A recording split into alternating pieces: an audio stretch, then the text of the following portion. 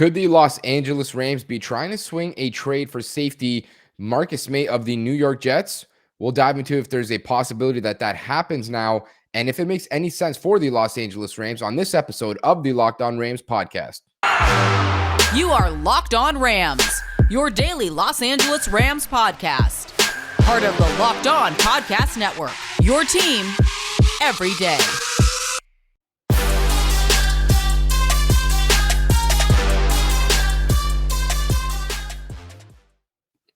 Rams Nation, what is going on? As always, it is your boy, your host, Sosa Kremenjas. I'm a fantasy analyst at PFF and your host here at the Locked On Rams podcast, your number one daily podcast covering the Los Angeles Rams and part of the Locked On Podcast Network. Thank you guys, as always, so much for making us your first daily listen here. Today's episode is a bit of a different one. There's some actual news to update you with here when it comes to the Los Angeles Rams. They placed a cornerback, an important player on this roster, of course, on short-term IR. We'll dive into what that means for the defense. Take a look at whether or not the Rams will make a trade for a safety from the New York Jets, who they've been sort of linked to from ESPN. And then we'll dive into the Rams and the Giants, a bit of an update there for you guys as well. But before we get into all of that, I mentioned that the Rams did place a cornerback on short-term IR, and that's Darious Williams. I mean, this was expected for the most part. We talked about it, I think, on yesterday's podcast. I can't even recall now. But he hurt his ankle. It was a low ankle sprain, I think, or a mid ankle sprain in the last game on Thursday Night Football against the Seattle Seahawks towards the end of the game. I want to say maybe on the fifth or sixth last play of the game. So terribly unfortunate. I mean, it just sucks. But at the same time, it's not the end of the world, right? The Rams are placing him on IR. It's going to be a short-term stay, which means in 3 weeks, he's going to be eligible to come off IR. He's going to be back on the roster, and presumably he's going to be back at basically 100%. So he should be able to go at that point in time. But on a personal level, I hate this because it just sucks for a guy who's in a contract season. I mean, he doesn't need to be sidelined right now for 3 weeks. That's not going to help him in terms of looking for a new contract with the Rams or with anybody in the NFL. So I do hate it for him personally. And not just that, but I think right now, the secondary has been subpar for the Rams. It's not been great, but it's not been terrible either. The one area of concern right now is what are they going to look like moving forward throughout the next 3 games without D. Will? Because now, yeah, we know they have Jalen Ramsey. He's the guy, cornerback one. There's no doubt about that. But after Jalen Ramsey is where things start to get interesting, because prior to this last week, as we know, the Rams pulled David Long Jr. from that starting lineup in place of 4th-round rookie Robert Rochell. And David Long had a struggle in week 4 against the Arizona Cardinals. Not his best game. Of course, he gives up the long touchdown, some other big plays as well. Then you go into week 5 for the Rams. Rochell is now the boundary corner, starting opposite of Williams or opposite of Ramsey, depending on who's on the other side. And then Rochell struggles in that game as well. But we did provide some context for you guys in terms of why he may have struggled. I mean, he's a 4th-round rookie starting his first game on a short week against 2 really good receivers. It was not going to be an easy task, so I don't think it's necessarily fair to say this guy's not a good player. I genuinely think he's a very talented rookie and someone that I've circled moving forward throughout the next few years. But now that begs the question, what are they going to do at cornerback? Because Williams was one of the mainstays at that position, one of the guys that they felt very comfortable at plugging into the slot and leaving him there. That allowed Jalen Ramsey to do a lot of different things on the back end. Whereas now, are the Rams going to let Jalen Ramsey play in the slot more often? Is he still going to be lined up outside a decent amount of time? Does this mean David Long Jr. is now going to slide into the slot because we know Rochell is not really a guy that belongs there? And I think I may have the answer, because you look at the handful of snaps, I want to say 6, maybe 7, 8 snaps after D. Will got hurt on Thursday Night Football. We saw David Long go back on the field in his starting position, except every snap that he took was in the nickel spot. And I think that's sort of a foreshadowing for what the Rams are going to kind of plan at this position on moving forward. You're going to have Jalen Ramsey come into the slot a little bit, probably play upwards of 60% of his snaps outside of the slot. And then what does that mean for the remainder of the snaps? Well, probably going to mean that David Long Jr. is going to be the guy who lines up in the slot for the remainder of those snaps, and Robert Rochell on the boundary as well. So that is now your new starting trio at cornerback. And I'm genuinely concerned about this position now, because this was one of the strengths for the Rams last year, this year. But even this year, the statistics maybe haven't been lined up on par in terms of how talented these guys really are. So probably left a little bit to be desired. Now, how much can you really rely on these guys? Like I mentioned, just 1 week ago, the Rams and defensive coordinator Raheem Morris specifically singled out David Long as a guy who was struggling, and they yanked him after, I want to say, basically just one bad week. Now he has to go back out there with maybe a lack of confidence, and Raheem Morris has no other choice. I mean, you have to rely on a guy who you literally just benched 7 days ago, and Robert Rochell did not look any better in a starting position against the Seahawks.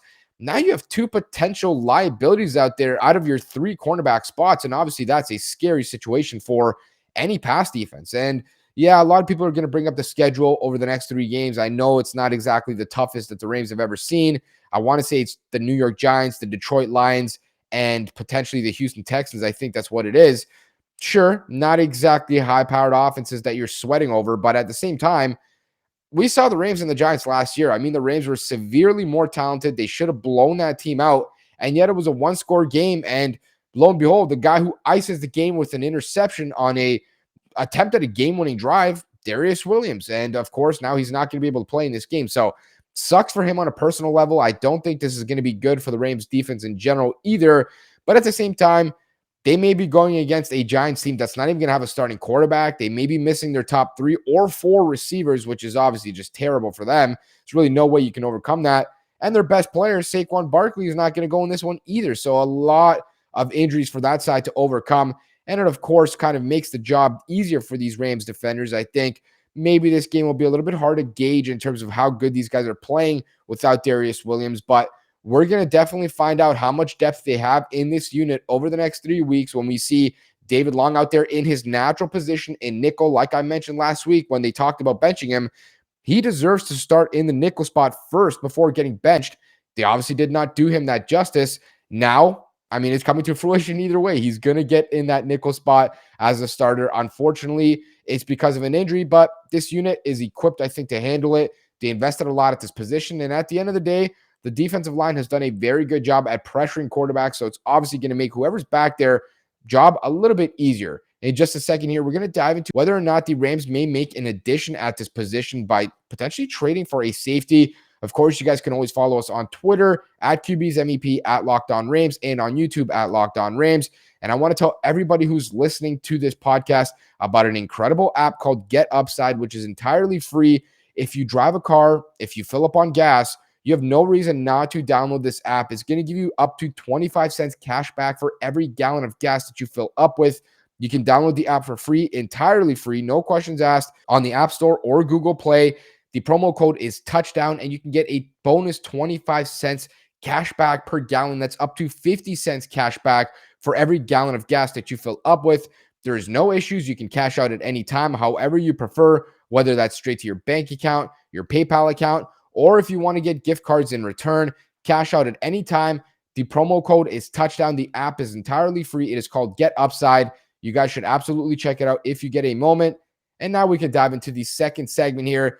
And I want to mention a potential trade candidate here because it came up the other day. I want to say yesterday now when you guys are listening to this podcast that the Rams may make a play for New York Jets safety Marcus Maye, who is a former Florida Gators player many moons ago. At this point, he's like 28, I want to say. A player who's now playing on a 1-year franchise tag, I want to say as well. And a guy who's somewhat disgruntled, and he doesn't really want to play for a terrible football team like the New York Jets. No offense, but who would? Especially when you're starting to get up there in age. Nobody wants to waste their good years and their prime on a defense like that. Let's just be honest. And so now, apparently, according to Jeremy Fowler of ESPN and some of the other workers at ESPN, they put together a big list, an interesting one, talking about trade candidates with the trade deadline coming up in a few weeks here.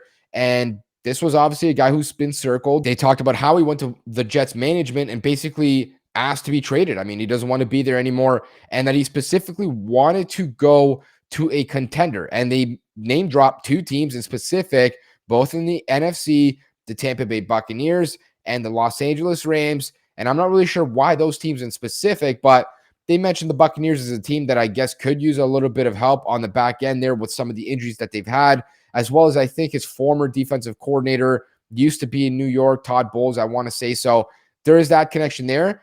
In terms of the Rams, there is no connection. They basically said that we can't count the Rams out. This team has suffered some issues on the back end this season, and they may basically look to bolster this position in general. And, they're the Rams. They like to trade for players. They're always a little bit riskier than most teams.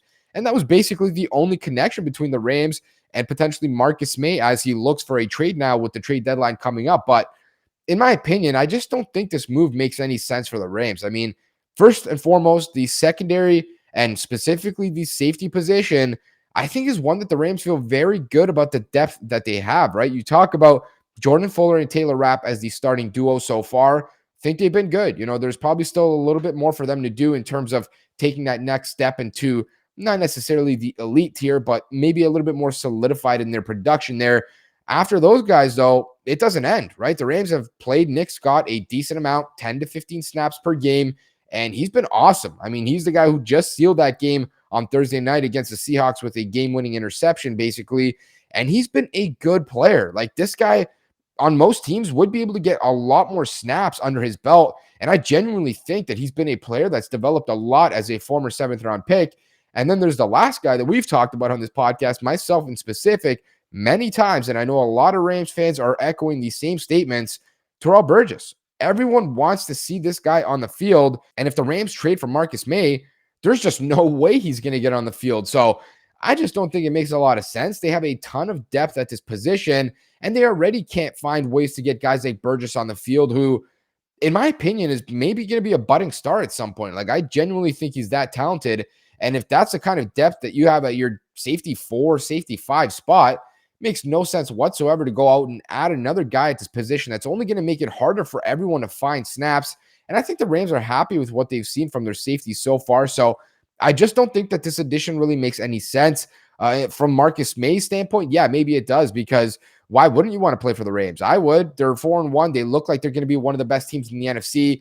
Let's just be honest here. This team has to be one of the teams that's going to contend for the NFC Championship game, the Super Bowl. That's how good they are. And if you're one of those players that, is going to be hitting the free agent market here in 6 months, 4 months, whatever you want to call it, you probably want to go to a team that's going to be putting you in a good position to maybe make a little bit more money on your next contract because they know how to utilize you. You can play with guys like Jalen Ramsey, Aaron Donald. Of course, that's going to make your job a little bit easier as well. And not just that, but this guy's played for the Jets his entire career since being a second-round pick.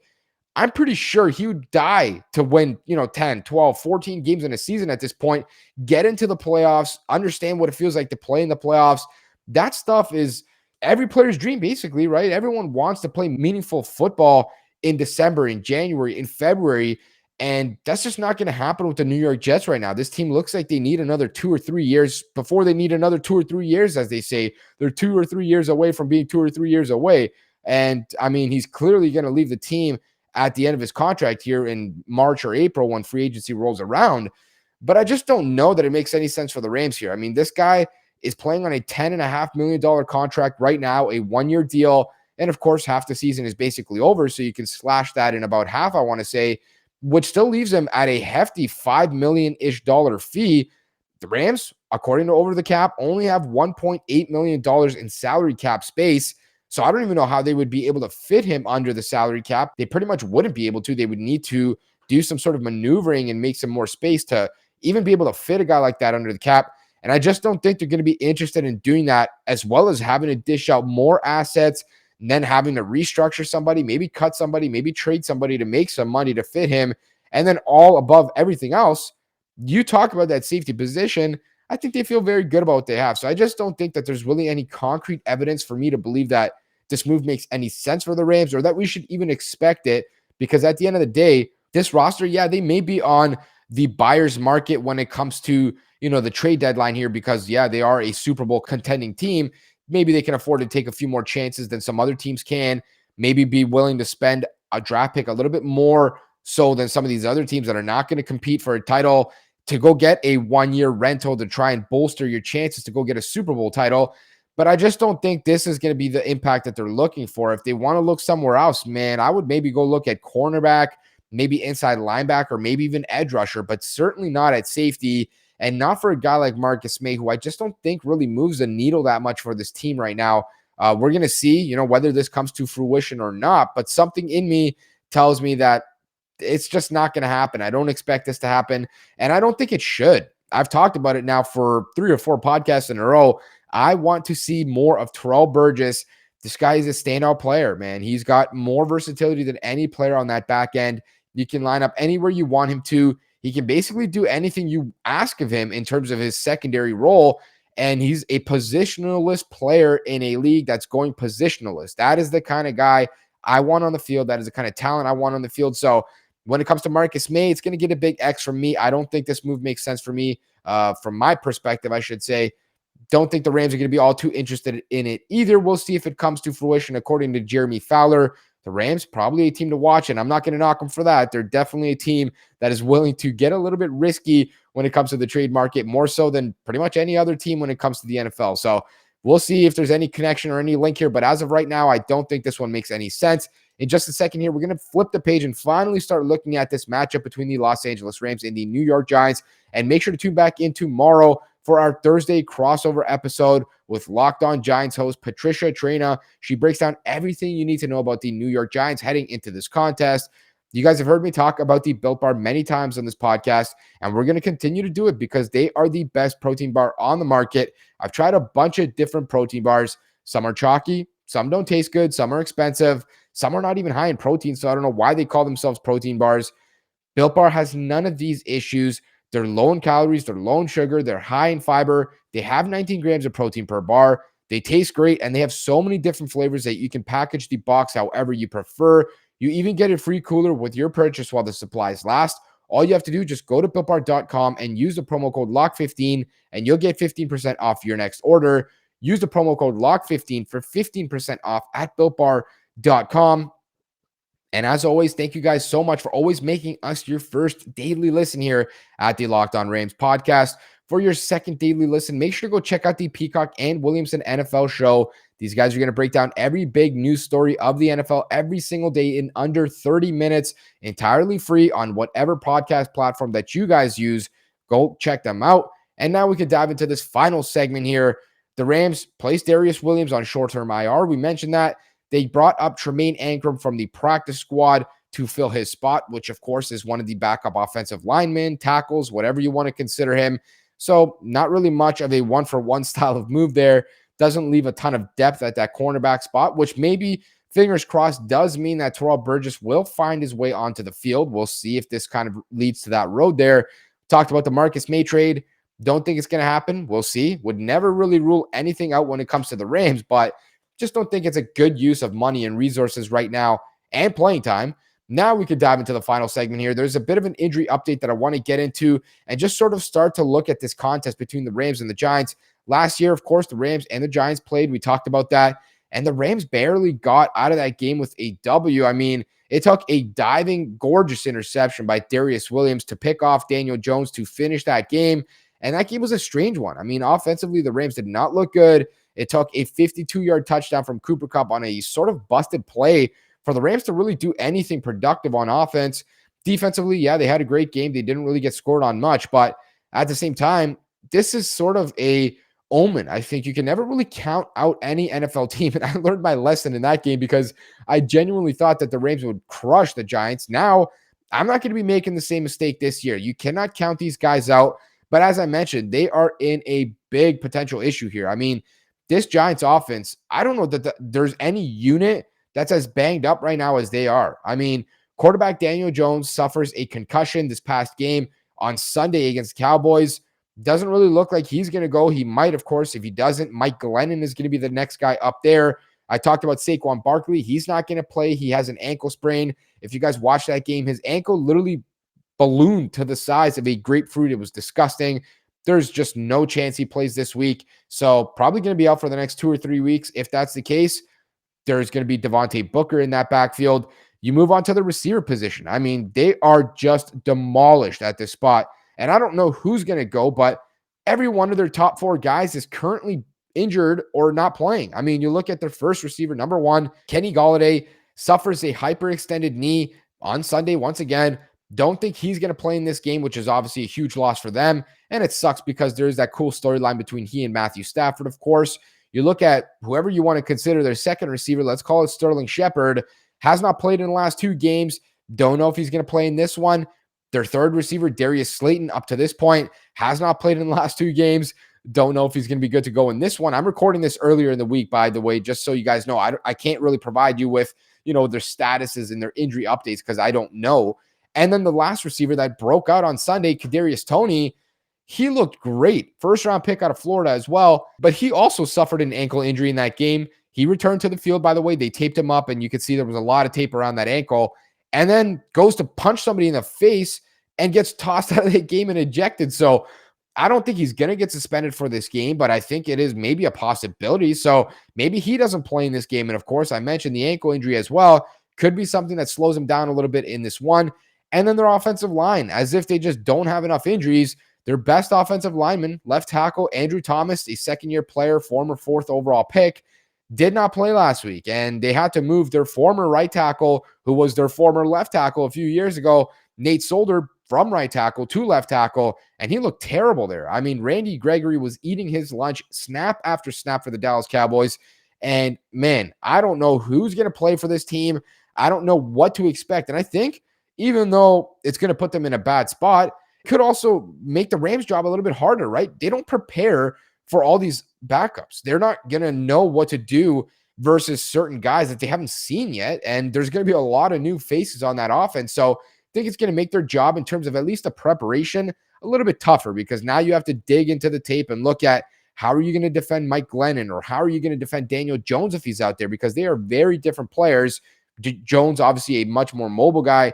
Glennon, who's like 6'7" and can't run to save his life, a little bit more of a cannon, but there's very different play styles there. Same as the running backs. Devontae Booker, bit more of a grinder that's running in between the tackles type of guy. Saquon Barkley, there's nothing he can't do. I mean, this guy's a house call master. So a little bit different there. A guy that can score from 75 yards anytime he touches the ball. And of course, the receiver spot, a very different type of body there that you can expect. I mean, you got Kenny Golladay, who's a big contested catch style of vertical receiver. Maybe not going to be there. Kadarius Toney, pure yak guy. Yak meaning yards after the catch. You want to get the ball in his hands. Is he going to play? Don't know if he is. The Rams have to be on their tackling game. That's no doubt about that.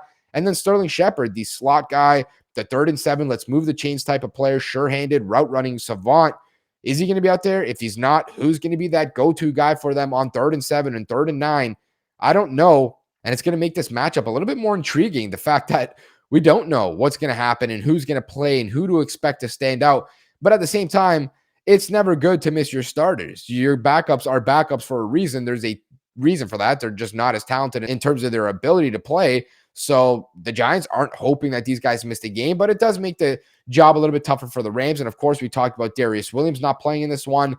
They're going to have a little bit more of a tough time, I think, trying to cover some of these receivers without a steady presence like Darious Williams. I watched that last game against the Seahawks, the tape. I finally got to dive into it.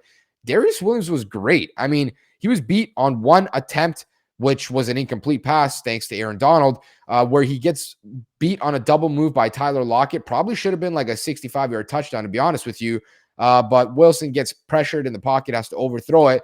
But outside of that, I think D. Will gave up literally one catch for like 14 yards. He was in the hip pocket of a receiver, whoever he was covering, every single snap. Like, there is some legitimate ability that you're going to lose in terms of the coverage there on the offensive side of the ball.